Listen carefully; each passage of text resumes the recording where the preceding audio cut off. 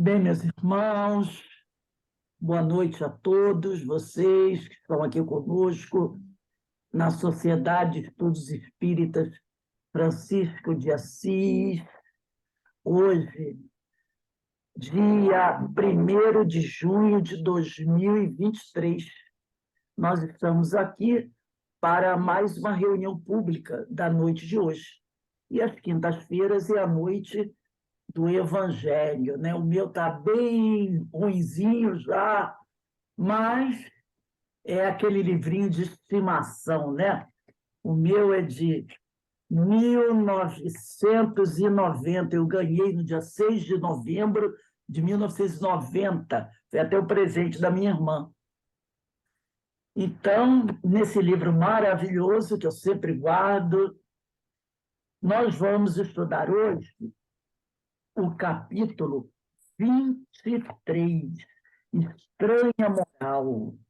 E hoje nós vamos dar continuidade ao item Não Vim Trazer a Paz, mas a divisão.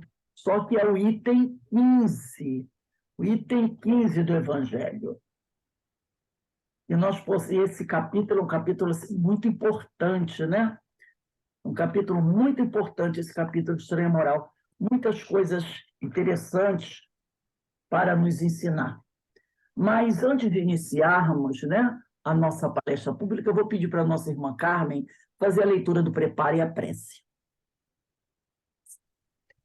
Então, o preparo de hoje é desse livro Que Coragem, de Francisco Cândido Xavier, ditado por diversos espíritos. E a lição escolhida é a 35, que nos fala Emmanuel, nosso companheiro Emmanuel. E o título é Para Libertar-nos. E ele começa assim: a preguiça conserva a cabeça desocupada e as mãos ociosas. A cabeça desocupada e as mãos ociosas encontram a desordem. A desordem cai no tempo sem disciplina. O tempo sem disciplina vai para a invigilância. A invigilância patrocina a conversação sem proveito. A conversação sem proveito entretece as sombras da cegueira de espírito. A cegueira de espírito promove o desequilíbrio. O desequilíbrio atrai o orgulho. O orgulho alimenta a vaidade. A vaidade agrava a preguiça. Como é fácil de perceber, a preguiça é suscetível de desencadear todos os males, qual a treva que é capaz de induzir a todos os erros. Compreendamos, assim, que a obsessão, loucura, pessimismo, delinquência ou enfermidade podem aparecer por autênticas fecundações da ociosidade, intoxicando a mente e arruinando a vida.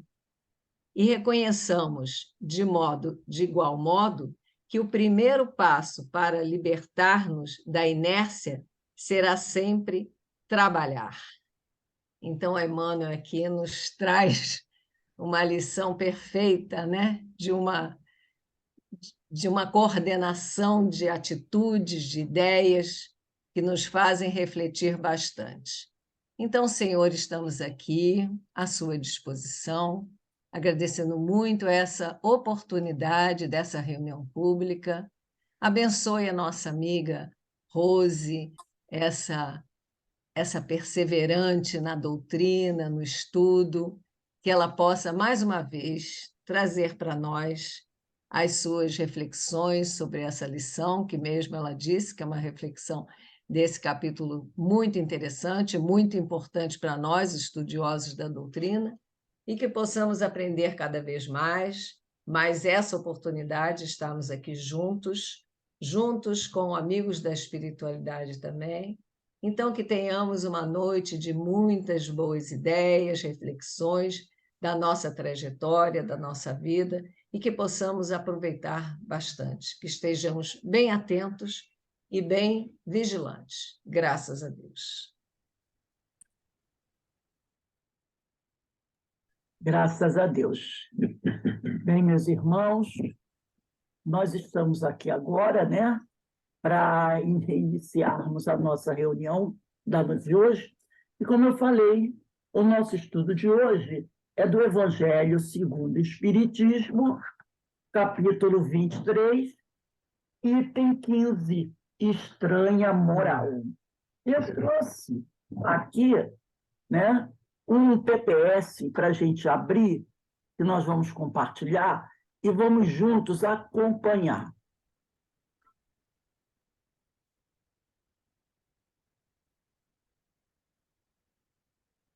Acredito que todos estejam vendo, né? Então, está aqui.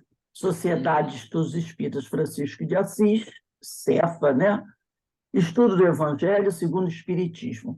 Capítulo 23, Estranha Moral. Item 15. Não vim trazer a paz, mas a divisão. Eu trouxe o item do Evangelho, né, o item 15 do Evangelho, para a gente acompanhar a leitura todos juntos. Né? Nós vamos acompanhar a leitura todos juntos, porque eu aprendi isso com o Altivo, que foi durante muitos anos presidente do Centro Espírita Leon Denis, e toda vez que nós formos fazer o estudo do Evangelho, a gente tem que ler o item do Evangelho.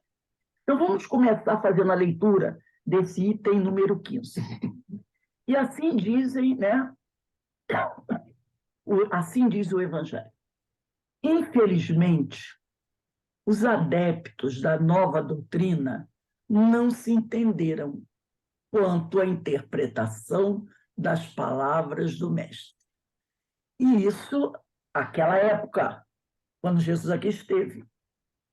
Da mesma maneira que nós, hoje, século XXI, 2023, dia 1º de junho de 2023, que é o dia de hoje, muitos de nós, adeptos da nova doutrina, ainda não nos entendemos quanto à interpretação das palavras do Mestre.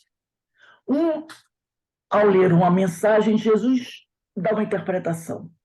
Outro dá uma interpretação totalmente diferente e acabam, muitas vezes, entrando em conflito as pessoas, porque cada uma tem a sua interpretação e considera a sua mais correta, mais verdadeira que a do outro, né? Então ele fala, infelizmente, os adeptos da nova doutrina não se entenderam quanto à interpretação das palavras do Mestre, veladas mais das vezes.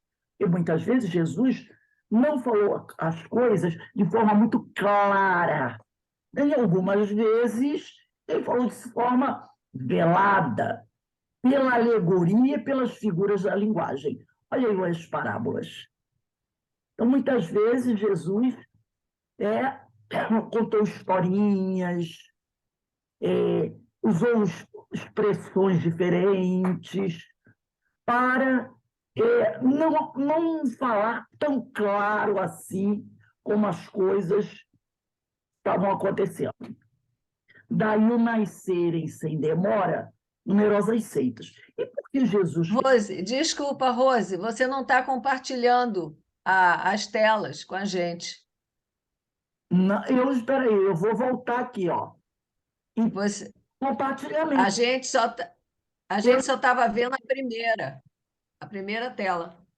Ué, mas todo ele estava compartilhando, sim. Vou de novo. Eu vou de novo compartilhar a tela, ó. Estou compartilhando. Vou voltar. Vocês estão vendo? Sim, então, a gente está vendo a primeira tela, onde você apresenta o estudo que vai ser feito. Estão vendo isso? Estudo do Evangelho. Estão vendo agora? Só a primeira tela. Só a primeira tela. Então, vocês estão vendo o texto? Não, não. Você só a capa. Só a capa. Você não está vendo o texto que eu estou apresentando?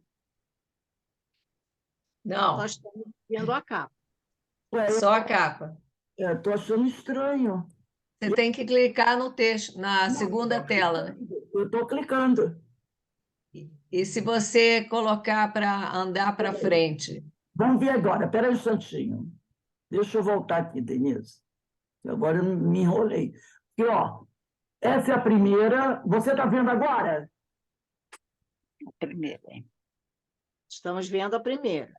Você não está vendo o texto? Não. Então tem algum problema aqui, peraí. Só onde diz capítulo 23, item Sim, estranha moral. sim. Mas eu vou. Não abriu a apresentação. Não, Não está em modo de apresentação. não, eu peguei tudo. E agora, vocês estão vendo? Agora sim. É, Agora sim. porque Agora foi. mostrando dois, eu vim nos dois. Então, vamos lá. Então, continuando aqui o texto, né? Infelizmente, os adeptos da nova doutrina não se entenderam quanto à interpretação das palavras do mestre, velada mais das vezes pela alegoria e pelas figuras da linguagem. Daí o nascerem, sem demora, numerosas seitas, pretendendo todas possuir exclusivamente a verdade e o não bastarem 18 séculos para pô-las de acordo. Então, devido a essa interpretação diferente entre os adeptos, surgiram numerosas seitas e cada uma dizendo possuir a verdade. E isso durante todos esses 18 séculos, até a publicação do Evangelho segundo o Espiritismo. Olvidando o mais importante dos preceitos divinos, o que Jesus colocou por pedra angular no seu edifício e como condição expressa da salvação foi a caridade, a fraternidade e o amor ao próximo.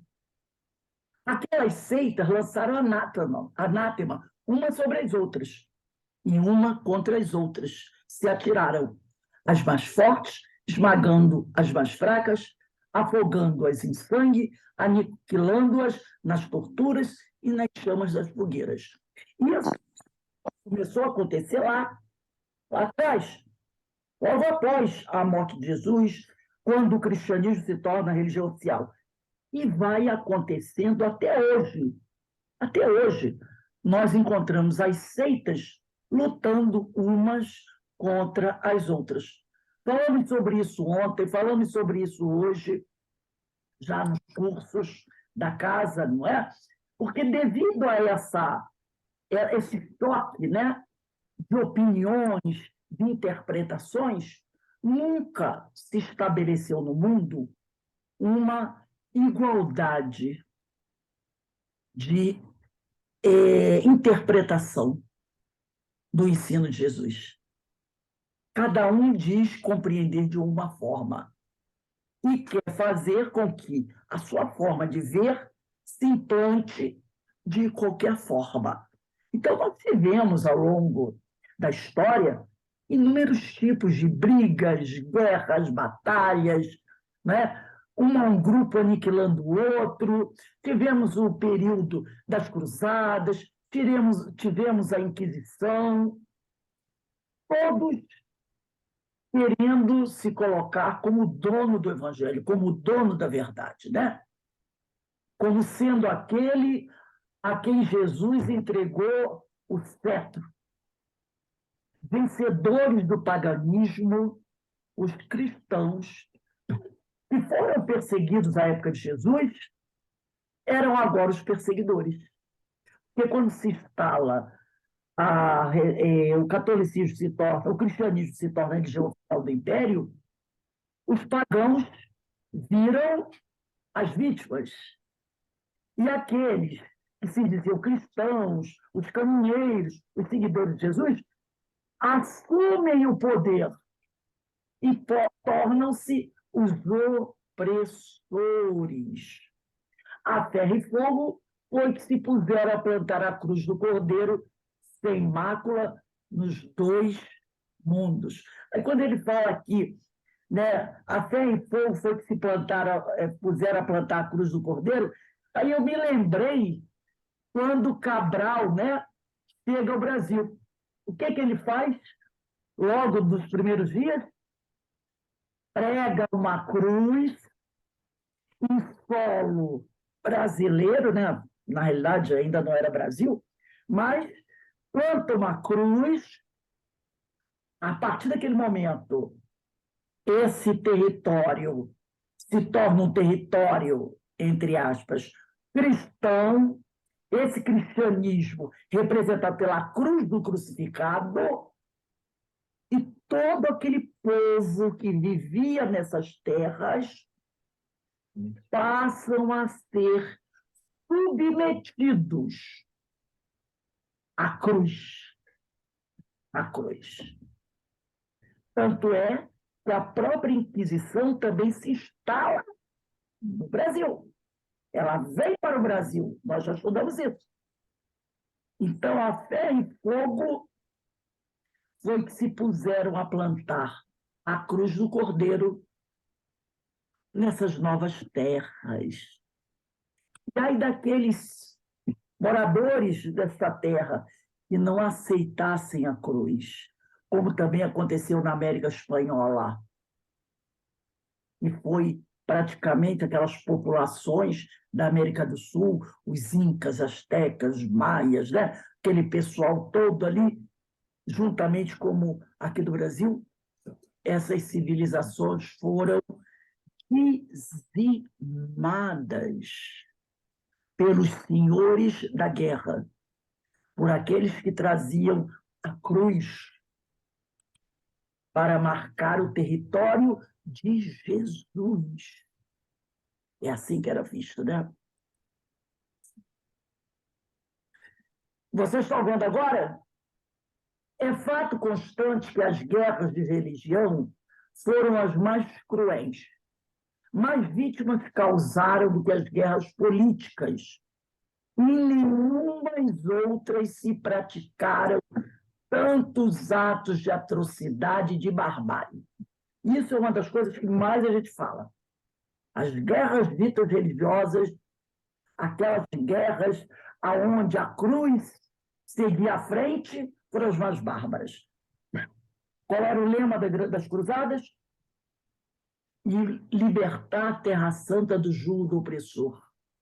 Na realidade, a gente sabe que o intuito era liberar os caminhos para o comércio, mas utilizava-se, né, o nome de Jesus em vão, o nome do Cristo, o nome do Pai Criador em vão, para justificar uma guerra fratricida. Cabe a culpa à doutrina do Cristo? Não, de certo. E ela formalmente condena toda violência. Então, nós não podemos botar a culpa no Cristo, na doutrina cristã, porque ela condena a violência. Disse ele, Jesus, alguma vez a seus discípulos: ide, matai, massacrai, queimai os que não crerem como vós. Não. O que, ao contrário, lhes disse foi: todos os homens são irmãos, e Deus é soberanamente misericordioso. Amai o vosso próximo, amai os vossos inimigos, fazei o bem aos que vos persigam. Essas eram as palavras de Jesus, mas que não foram ouvidas nem aplicadas. Disse-lhes outro sim: quem matar com a espada pela espada perecerá. Mensagem para Pedro e para todos os homens. A responsabilidade, portanto, não pertence à doutrina de Jesus, mas aos que a interpretaram falsamente, em benefício próprio, e a transformar em instrumento próprio a lhes satisfazer as paixões. Pertence aos que desprezaram essas palavras. Meu reino não é deste mundo. Porque Jesus sempre disse isso. Meu reino não é deste mundo. Mas as pessoas prezaram as palavras dele. Não quiseram interpretá-las. Estavam com outros interesses. Então, nós não podemos colocar na doutrina do Cristo a culpa pela violência. Em sua profunda sabedoria, ele tinha a previdência do que aconteceria. Jesus sabia, como está aqui no Evangelho segundo o Espiritismo, no item 15, no capítulo 23. Ele sabia tudo o que iria acontecer. Mas essas coisas eram inevitáveis, porque inerentes à inferioridade da natureza humana, e não podia transformar-se repentinamente. Fazia parte da inferioridade da natureza humana, da pouca evolução daquela humanidade quando ele aqui esteve. Então, era inevitável que tudo o que ele disse, ou grande parte do que ele disse, fosse esquecido ou propositalmente enterrado. Cumpria que o cristianismo passasse por essa longa e cruel prova de 18 séculos para mostrar toda a sua força, visto que, malgrado todo o mal cometido em seu nome, ele saiu dela puro. Então, o cristianismo precisava amadurecer.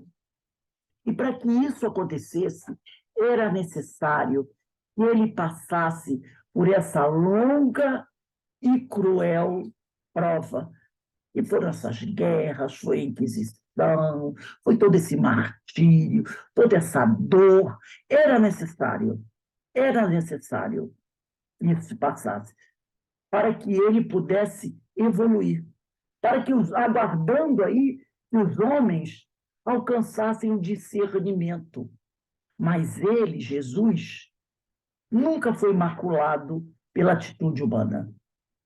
Jamais esteve em causa. As invectivas, as ofensas, sempre recaíram sobre os que dele abusaram. A cada ato de intolerância, sempre se disse: se o cristianismo fosse mais bem compreendido e mais bem praticado, isso não se daria. Então, toda a violência cometida em nome de Deus, todos os atos infames praticados em nome de Jesus, em nada maculou o mestre. Somente recaiu sobre aqueles que os praticaram. E essa máxima ficou muito claro para todos nós. A cada ato de tolerância cometido pela humanidade ao longo da história, se nós tivéssemos compreendido melhor o cristianismo, os ensinos de Jesus, muita dor teria sido evitada. Mas fazia parte da história, fazia parte da necessidade humana, e tudo acontecesse até que alcançássemos a maturidade. Então, esse foi, resumidamente, o item 15 do capítulo 23, Estranha Moral. Agora, nós vamos continuar esses comentários, continuar fazendo essas análises. Nós temos aí o nosso Cristo, né? O nosso Cristo na cruz. Deixa eu só puxar aqui, porque eu não estou conseguindo ler o que está aqui em cima. Eu vou ter que voltar um pouquinho, porque ele atrapalha. Tem um letreiro aqui na frente que atrapalha a minha leitura. Vamos lá.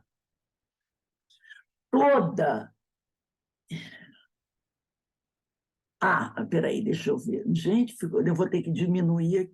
Peraí, finalizar a apresentação para poder ler. O que é isso? Você não fala nada. Peraí, eu vou compartilhar de novo, tá, gente? É porque eu não consegui ler. Toda ideia nova, forçosamente, encontra oposição e nenhuma há que se implante sem lutas. É isso que está escrito aqui. Toda ideia nova vai encontrar oposição. Toda vez que alguém traz uma ideia nova, uma ideia revolucionária, essa ideia encontra oposição. Não há nenhuma delas e se implante em outras. Quando Jesus diz, não penseis que eu tenha vindo trazer a paz à terra. Não vim trazer a paz, mas a espada. É isso que ele está querendo mostrar para a gente. E a ideia dele, os seus ensinos, não poderiam se fixar aqui sem sofrer uma oposição. Por quê? Porque os seus ensinos, as suas orientações, iriam entrar em choque com o pensamento da humanidade naquela época. Por isso ele diz, não penseis que eu tenha vindo trazer a paz à terra. Não vim trazer a paz, mas a espada. Vamos ver a correta interpretação dessa passagem evangélica. O novo, quando fundamentado na lógica e na razão, fere interesses pessoais. Isso acontece na ciência, na filosofia e também na religião. Por isso, a importância da nova ideia é proporcional à resistência encontrada. Pois, se julgada sem consequência, deixá-la-iam passar. Mas, como sentem-se ameaçados, fazem de tudo para dificultar a sua propagação. Eu me lembrei, quando eu estava escrevendo isso aí, de Gamaliel. Quando Gamaliel está no templo e os discípulos são presos, e todos falam, né, os doutores da lei, matar, esquartejar, eliminar os discípulos. Ele vira-se para os companheiros e diz assim, gente, vamos parar aqui um momento. Pede para que os soldados retirem os discípulos e ele fica com seus companheiros, os doutores da lei, os fariseus. E ele diz para eles o seguinte, a gente tem que tomar cuidado, porque se o que esses homens estiverem falando for uma grande besteira, logo, logo, tudo isso vai passar. Logo, logo, tudo isso vai passar. São tantas as tolices que são ditas, são tantos homens que se apresentam como Messias, e até agora nenhum foi o verdadeiro Messias. Todas essas filosofias que foram apresentadas até hoje, nenhuma delas se manteve de pé. Então, se o que esses homens estão falando for uma grande tolice, logo passa. Mas, se o que eles estiverem falando for a verdade, nós poderemos, no futuro, sermos acusados de estar indo contra a verdade. Então, o novo, quando está fundamentado na lógica e na razão, fere interesses pessoais. E a reação a esse novo será proporcional à resistência encontrada. Se esse novo for algo pequeno, sem consequência, sem passar. Mas quando se percebe que naquele novo há conteúdo, há força, então a reação contra ele torna-se tão grande como a ameaça. Então, se o inimigo é pequeno, a força a ser usada contra ele é pequena. Mas se você percebe que o inimigo é poderoso, você vai reagir de forma muito mais forte contra essa nova ideia. E foi isso que aconteceu.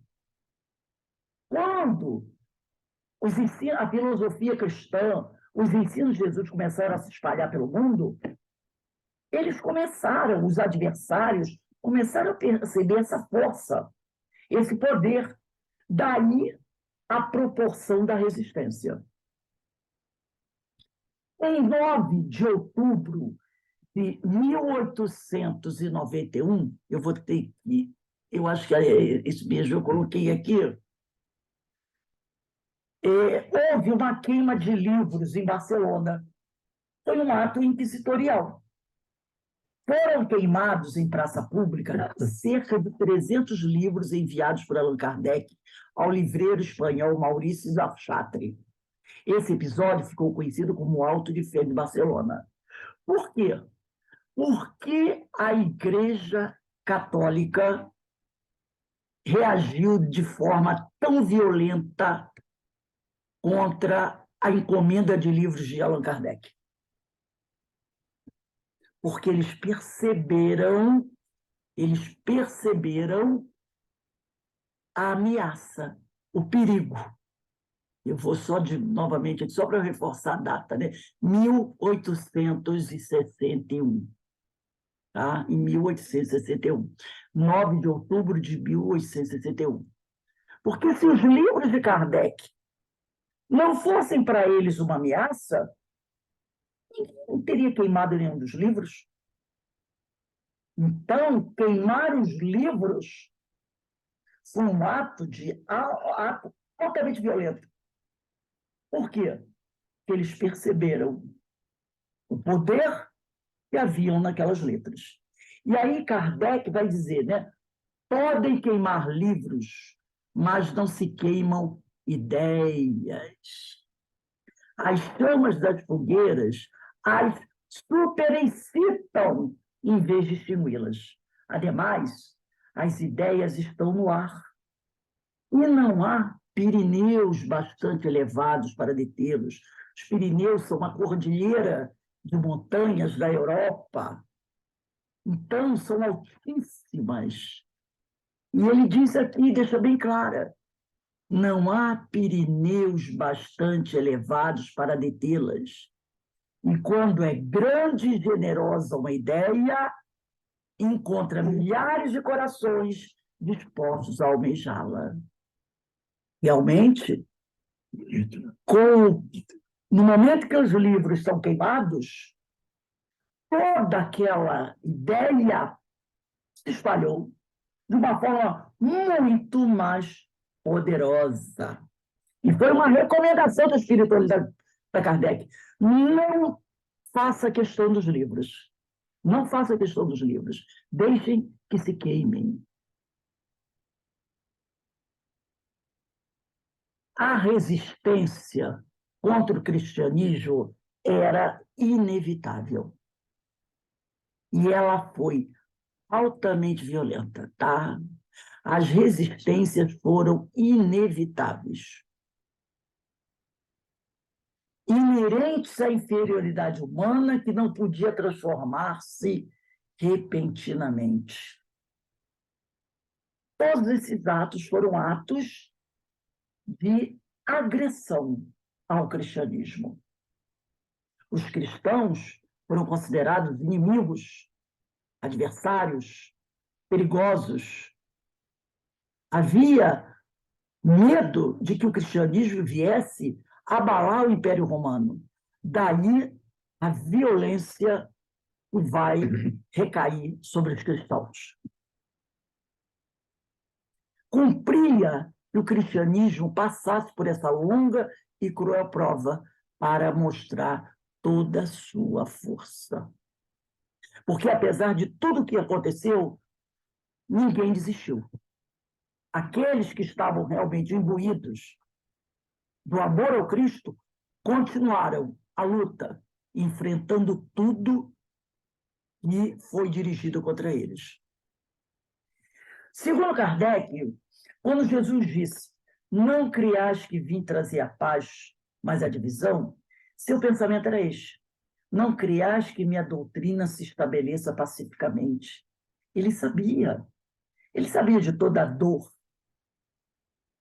Ela trará lutas sangrentas em que o meu nome será pretexto, porque os homens não me terão compreendido ou não me quiseram compreender.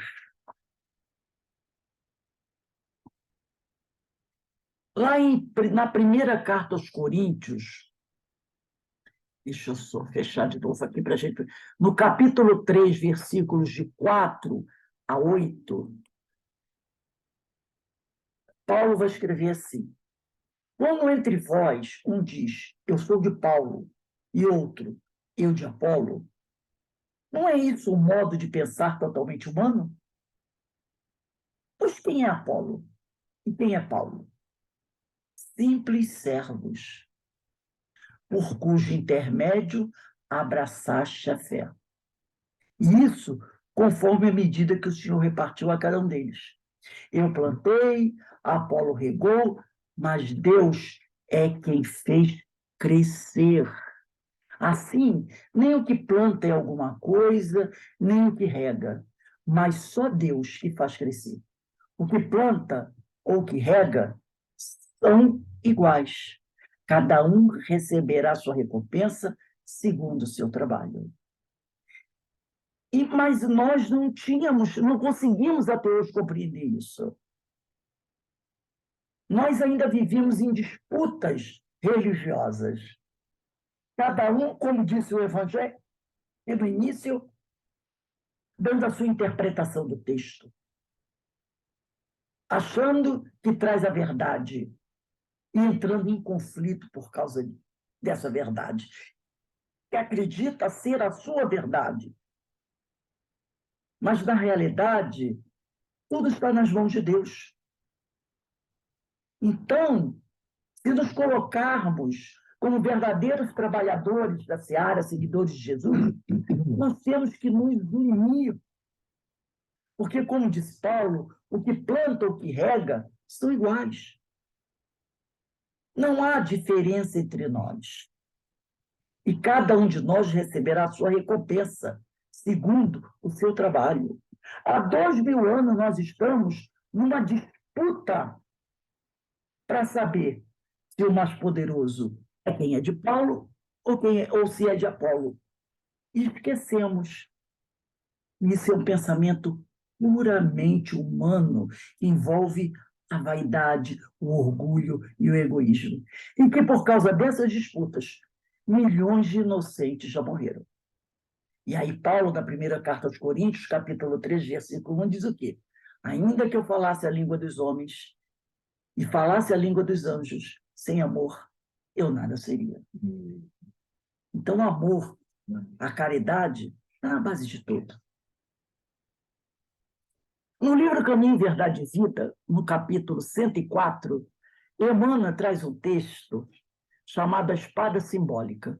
E Emmanuel diz assim: inúmeros leitores do Evangelho perturbam-se ante essas afirmativas do Mestre Divino, porquanto o conceito de paz entre os homens, desde muitos séculos, foi visceralmente viciado. Na expressão comum, ter paz significa haver atingido garantias exteriores, certo? Tenho um bom salário, minhas contas estão em dia, não devo aluguel, estou comendo bem, está todo mundo com saúde. Ah, eu estou vivendo em paz. Né? Então, para nós, isso significa estar em paz.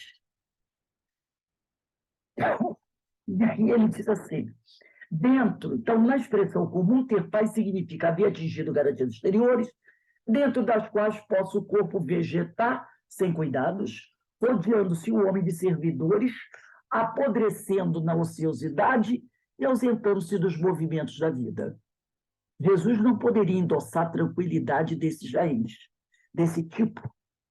Para Jesus, isso é uma tranquilidade. E, em contraposição ao falso princípio estabelecido no mundo, ele trouxe consigo a luta regeneradora, a espada simbólica do conhecimento interior pela revelação divina, a fim de que o homem inicie a batalha, grande batalha, do aperfeiçoamento de si mesmo. Essa é a luta regeneradora que o mestre trouxe com ele. A espada simbólica do conhecimento interior. Mas como alcançar esse conhecimento interior? Somente através da revelação divina. Ainda, né, nesse capítulo, ele vai continuar dizendo assim, o mestre... Rose, a gente não está vendo esse slide que você está lendo. Esse agora vocês não estão vendo? Não. Não estamos não. Por isso que eu estou copiando. E eu não sei o que eu posso fazer, querida, porque... Tá bom, tudo bem, tudo bem. Olha, depois você fala, Rose, por gentileza, aí que eu perdi aqui do... Eu não sei. Estavam vendo? Estou te vendo Não, só. o texto de Emmanuel a gente não viu. Não, A não gente, vimos, não. Só nós vimos estamos, Coríntia. a gente está ainda com a tela da primeira carta aos Coríntios, quando você. Eu não sei. Peraí. E agora? Peraí. Não, ainda não. Não, ainda não. Posso falar? Eu vou lendo, porque, Tá infelizmente. bom, Rose, tudo bem. Aí, aqui no outro texto ainda da espada simbólica, ele vai dizer assim: o mestre veio instalar o combate da redenção sobre a terra. Agora a gente está vendo. Agora a gente está vendo. Ó, Rose, depois você diz onde está o caminho, verdade e vida, que eu não peguei o seu número 4, por gentileza. Mas depois eu falo com você, pode deixar. Estão vendo, Carmen? Carmen, vocês estão vendo? Sim, estamos vendo. Sim, estamos vendo agora. Desde o seu ensinamento primeiro, foi formada a frente da batalha sem sangue, tá? Destinada à iluminação do caminho humano. E ele mesmo foi o primeiro a inaugurar o testemunho pelos sacrifícios supremos. Há quase 20 séculos, vive a Terra sob esses impulsos renovadores. E ai daqueles que dormem, estranhos ao processo santificante. Então, o mestre veio instalar, né? Ele veio instalar o combate da redenção sobre a Terra. Desde o seu ensinamento primeiro, desde que ele trouxe o primeiro ensinamento, foi formada essa frente de batalha sem sangue, destinada à iluminação do caminho. E ele foi o primeiro a inaugurar o testemunho pelos seus sacrifícios supremos. Então, há quase 20 séculos, a Terra vive sob esses impulsos renovadores. E aí daqueles que dormem, estranhos ao processo santificante. Então, nós estamos aqui há quase 20 séculos, recebendo essas informações do Mestre Jesus. E ai de nós se deixarmos passar esse momento. Não há mais tempo para deixarmos passar mais nada. Os tempos são chegados. Vocês estão vendo? Não. Não sei o que fazer. Espera aí. Agora sim. Agora sim. Então, vocês estão vendo? Sim. Estão vendo essa imagem? Eu vou. Aí. Todo mundo, admirem bem essa imagem. Ela é poderosíssima, não é? Jesus não era um pássaro de asas partidas, mas uma tempestade violenta. Não era vítima dos seus perseguidores, mas era livre diante de todos. Porque nós também, ao longo dos milênios, toda vez que ouvimos falar em Jesus, e ouvimos falar nas torturas que ele sofreu, nós ficamos com aquela ideia, né, de Jesus sendo aviltado, torturado, arrastado, ferido. Então fica aquela ideia de que o mestre era fraco. Já perceberam isso? Mas ele não era fraco. Ele não era um pássaro, como diz o texto, de asas partidas. Ele era uma tempestade violenta. Como? Como? Ora, não vamos esquecer que Jesus era um Cristo, era um ser, era uma inteligência divina agregada a Deus, um processo de comunhão indescritível.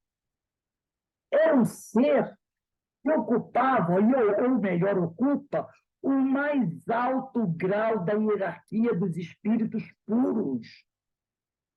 Jesus é um arcanjo, é uma inteligência que executa a vontade de Deus e que está em comunhão com o divino. Então, ele nunca foi fraco. Ele sempre soube o que ele estava fazendo.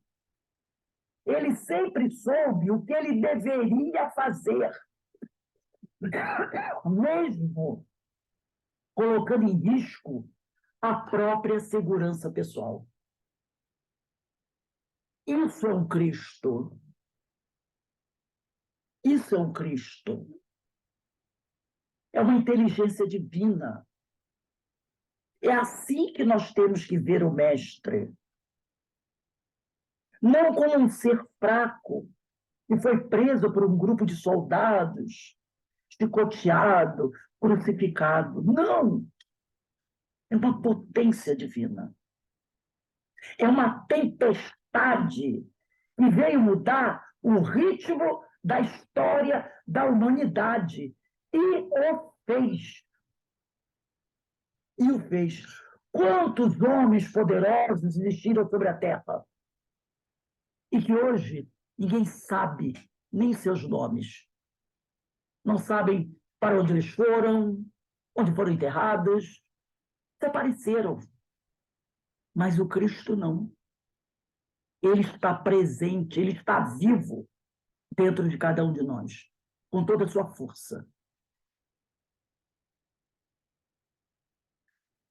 No livro Vinha de Luz, Emmanuel diz assim: é indispensável não confundir a paz do mundo com a paz do Cristo. A calma do plano inferior não pode passar de estacionamento. A serenidade das esferas mais altas significa trabalho divino a caminho da luz imortal. O mundo consegue proporcionar muitos acordos e arranjos nesse terreno, mas somente o Senhor pode outorgar ao espírito a paz verdadeira. Não te esqueças, contudo, que a paz do mundo pode ser muitas vezes o sono enfermiço da alma. Busca desse modo pela paz do Senhor, a paz que excede o entendimento, por nascida e cultivada portas adentro do espírito, no campo da consciência e no santuário do coração. Então, é essa paz que nós devemos buscar. A paz que excede o entendimento, por ser nascida e cultivada, portas adentro do espírito, no campo da consciência e no santuário do coração.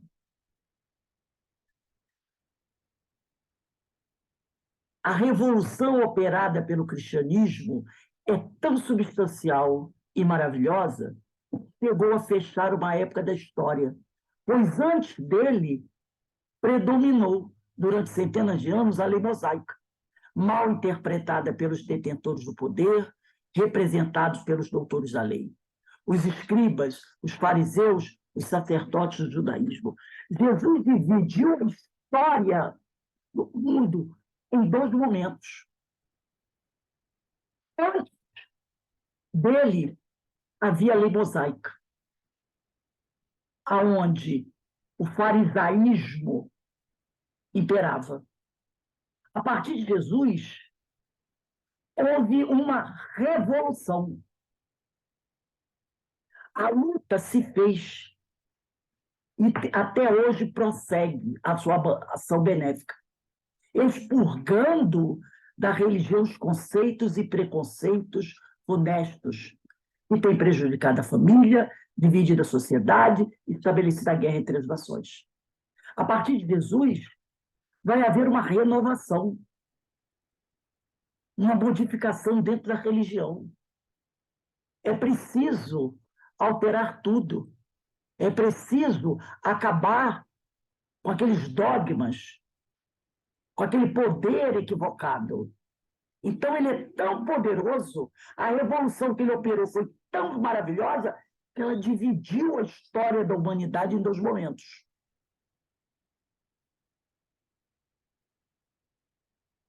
Deixa eu seguir.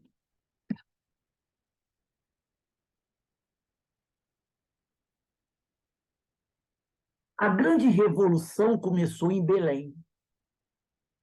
estendeu-se pelo mundo todo, mas estamos certos de que o maior revolucionário de todos os tempos, Jesus Cristo, sairá triunfante, porque o bem há de forçosamente vencer o mal. E o progresso, agitando as massas, lhes abrirá os olhos para o cumprimento dos supremos desígnios.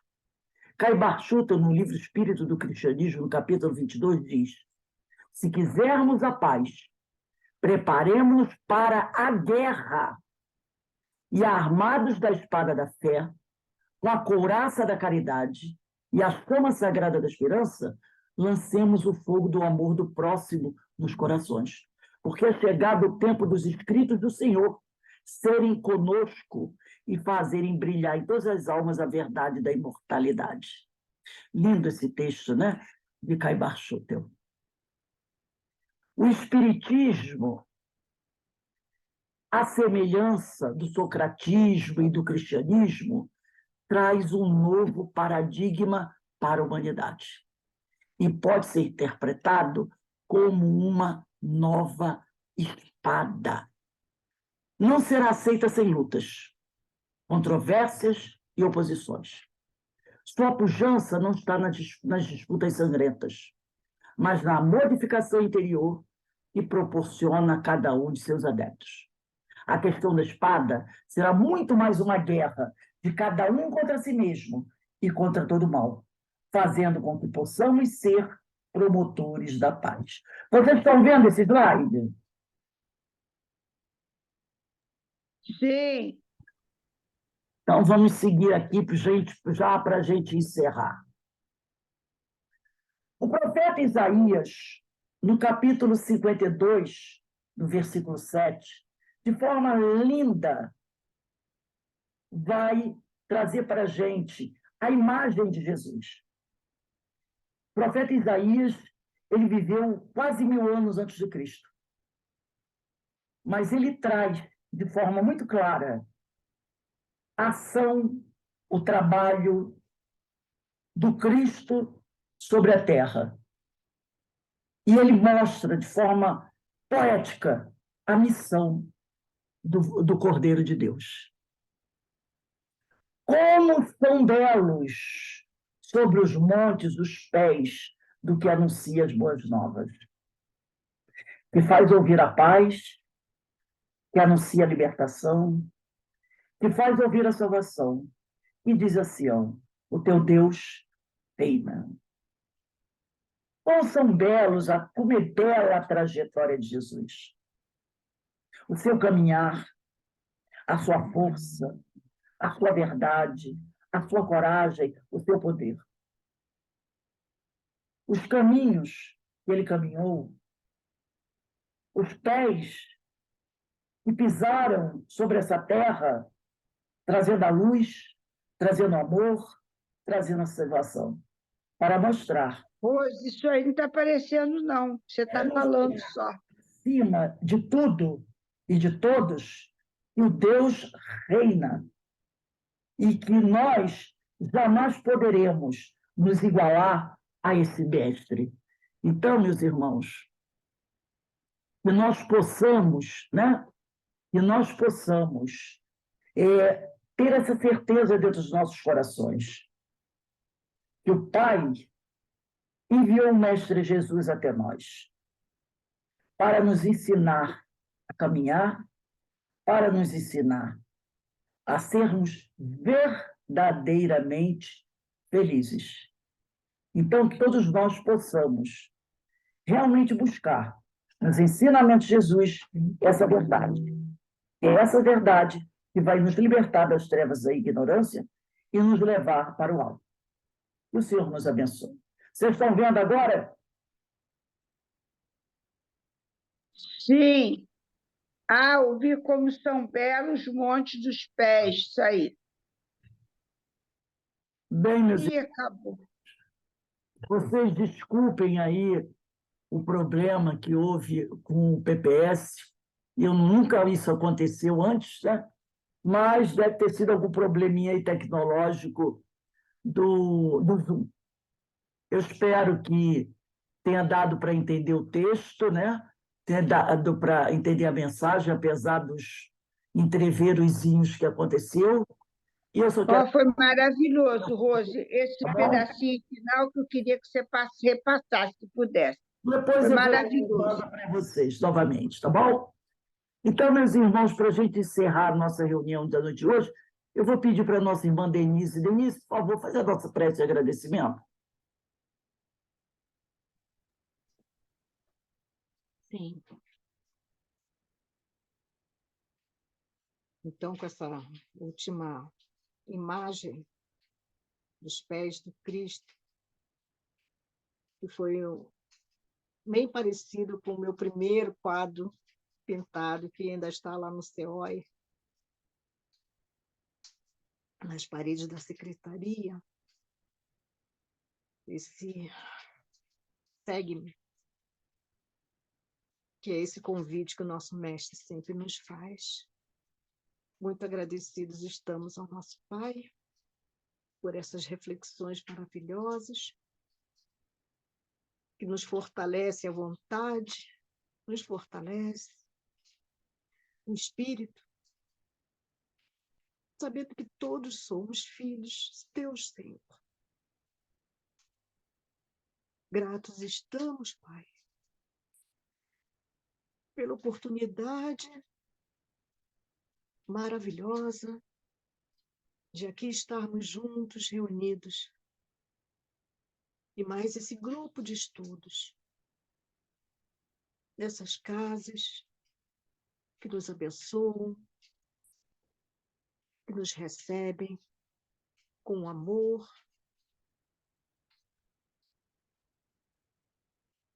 de seus patronos. Francisco de Assis, Jesus Gonçalves e muitos outros espíritos cujos nomes não sabemos, e conosco trabalham incansavelmente para trazer-nos a luz da doutrina do Cristo, forjando em nossos corações esse sentimento que ultrapassa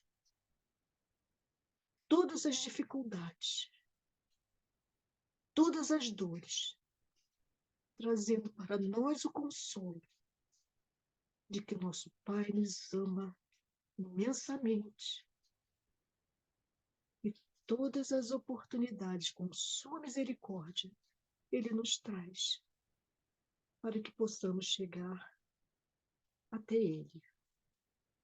Graças estamos, Pai amado, por todas as palavras ouvidas, pelas palavras do nosso Mestre Jesus, que são palavras de vida eterna, que Ele possa nos envolver hoje e sempre. E mais uma vez agradecemos, pedindo que seja conosco, Senhor, hoje e sempre. Seja feita a vossa vontade. Graças a Deus. Obrigado, meus irmãos, pela participação, por estarem junto conosco nessa noite. E amanhã estaremos de volta para continuarmos os nossos estudos. Graças a Deus. Obrigada, Rose. Boa noite. Show. Obrigada. Tchau. Obrigada. Fiquem com Deus. Beijo. Tchau. Obrigado, Boa noite. Rose. Foi maravilhoso. Boa noite. Tchau. Beijão. Tchau. Boa noite a todos. Boa noite. Tchau. Boa noite a todos. Boa Amanhã noite. estaremos juntos. Boa noite. Rose, Boa melhoras. noite. Corra tudo bem. Obrigado.